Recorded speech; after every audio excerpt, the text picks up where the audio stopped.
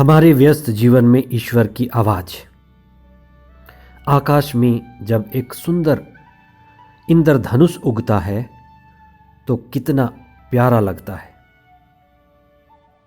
उसमें 7 रंगों का संगम होता है। अलग अलग 7 रंग आपस में मिले होते हैं। ईश्वर ने इसी तरह से इस संसार को सुंदर बनाया है और इसकी सुंदरता इसकी विविधता और एकता में है। प्रकृति को आप देखेंगे तो उसमें विविधता में एकता है। आज हम इसी पर आध्यात्मिक चिंतन करें। हमारा देश भी विभिन्नताओं में एकता का देश है। कई तरह के समुदाय, संप्रदाय, धर्म, संस्कृति, भाषा, अलग अलग तरह के लोग एक साथ रहते हैं। ये सबसे बड़ी सुंदरता है। और कई समुदाय, संप्रदाय, धर्म बड़े अच्छे कार्य कर रहे हैं। उनके प्रति हमारी कैसी भावना है, कैसा दृष्टिकोण है। ईसा अपने शिष्यों के साथ ऐसा ही अच्छा काम करने वाले समुदाय या अच्छा काम करने वाले धर्म व लोगों के प्रति अपनी तारीफ प्रकट करते हैं। हमें विविधता में एकता और एकता में विविधता ढूंढना है। ये आध्यात्म का हिस्सा है। यही हमें समग्र और एक बनाता है। 7वां सामान्य सप्ताह 23 फरवरी 2022 बुधवार। पहला पाठ याकूब का ग्रंथ अध्याय 4 पद संख्याएं 13 से 17 तक और मार्कुस का सुसमाचार अध्याय 9 पद संख्याएं 38 से 40 तक। इस दुनिया में हमारी जरूरतें काफी कम हैं, लेकिन हमारे अंदर जो इच्छा है, तृष्णा है, इकट्ठा करने की भावना है, वो असीमित और अनंत है। जरूरतें कम हैं, लेकिन हमारी इच्छाओं और वासनाओं को पूरा करने के चलते हम विचलित हो जाते हैं।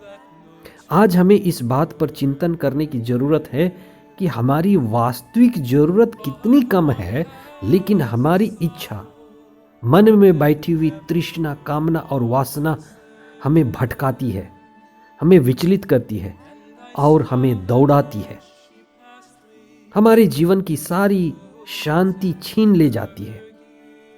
संत याकूब यरूशलेम शहर के लोगों के बहुत नजदीक रहकर काम किए और यरूशलेम मंदिर और उसके चारों ओर व्यापार का माहौल होता था।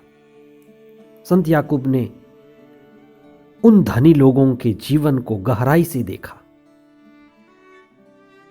जो कमाने में, धन इकट्ठा करने में और धन के प्रति अपनी योजना बनाने में अपने जीवन के दांव लगा देते थे।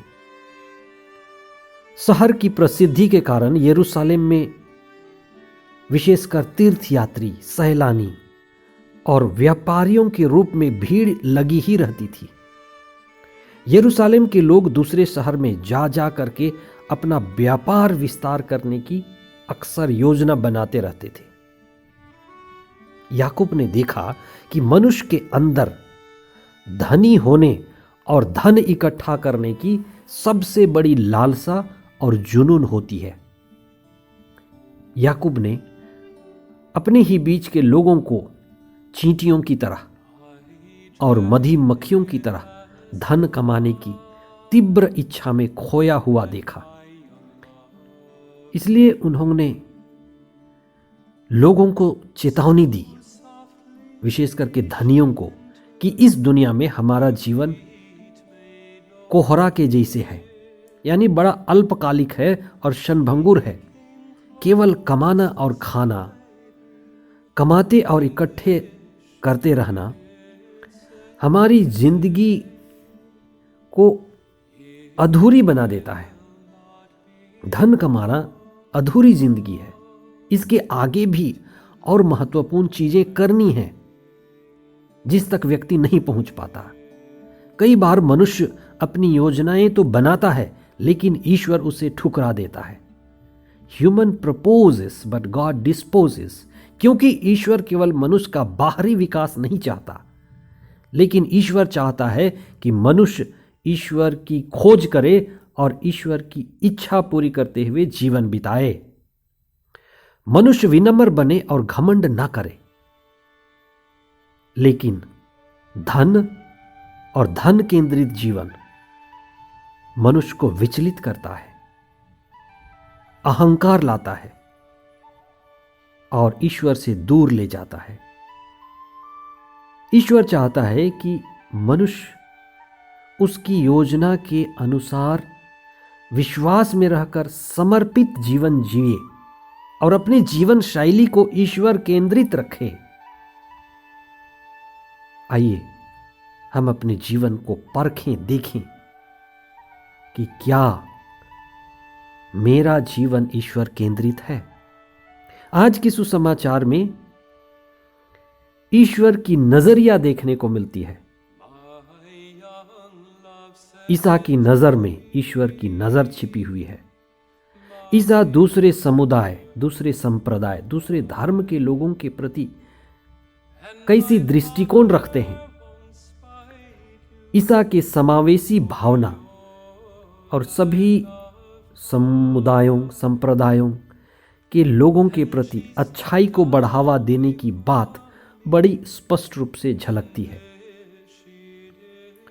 संत पौलुस ने, जो प्रारंभिक समय में ईसाई समुदाय को सताया करता था, मसीहियों को एक नवीन पंथ के लोग कहा था। यानी ईसा के समय और उसके बाद प्रथम सदी में कई सारे ऐसे पंथ थे, संप्रदाय थे, लोग थे। यहूदी धर्म भी था जिसमें कई अच्छे कार्य करने वाले लोग थे।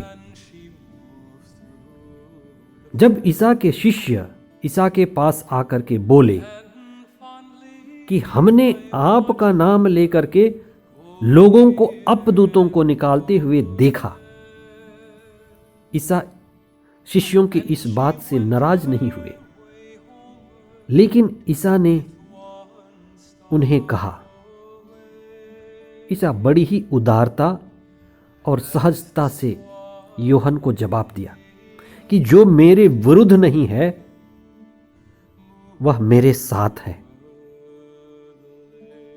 कई धर्म के लोग, भाषा के लोग, समुदाय और संप्रदाय के लोग अगर आपके विरुद्ध नहीं है, सत्य के विरुद्ध नहीं है, अच्छाई के विरुद्ध नहीं है, तो वे साथ ही हैं। विविधता में एकता और एकता में विविधता देखने की जरूरत है। आइए आज हम विशेष प्रार्थना करें। हम जहां रहते हैं वहां विविधता होगी, एकता के लिए प्रार्थना करें। हमारे देश में कई तरह के धर्म, समुदाय, संप्रदाय के लोग रहते हैं। हमारे बीच कितनी ही एकता की जरूरत है। आज हम विशेष रूप से सभी के लिए प्रार्थना करें। हे प्रभु, हमें आशीर्वाद दीजिए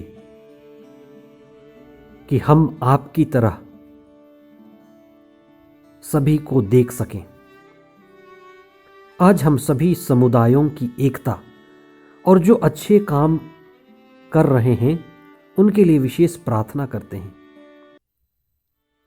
कलीसिया में भी कितने ही विभाजन हैं, डिनोमिनेशंस में विभाजन है, अलग अलग धर्म, भाषा, भाषी में मतभेद है, लड़ाई झगड़े हैं। हम आपसे प्रार्थना करते हैं कि हमें आप पवित्र आत्मा प्रदान कीजिए। आपकी ही आत्मा के द्वारा हमें प्रकाश और ज्ञान दीजिए कि जितने भी विभाजन के कारण हैं हम उन पर कार्य करें और उनके ऊपर उठ सकें। सबों के प्रति आदर, सम्मान और प्रोत्साहन करने की भावना हमारे अंदर आए। हे प्रभु यीशु, जैसे आपने अपने शिष्यों से कहा, जो मेरे विरुद्ध नहीं है वह मेरे साथ है। हमारे अंदर भी समावेशी और सभी के प्रति आदर और सम्मान का भाव उत्पन्न कर और हम सच्ची आध्यात्मिकता में बढ़ें। ये प्रार्थना हम करते हैं हमारे प्रभु ख्रिस्त के द्वारा। आमीन।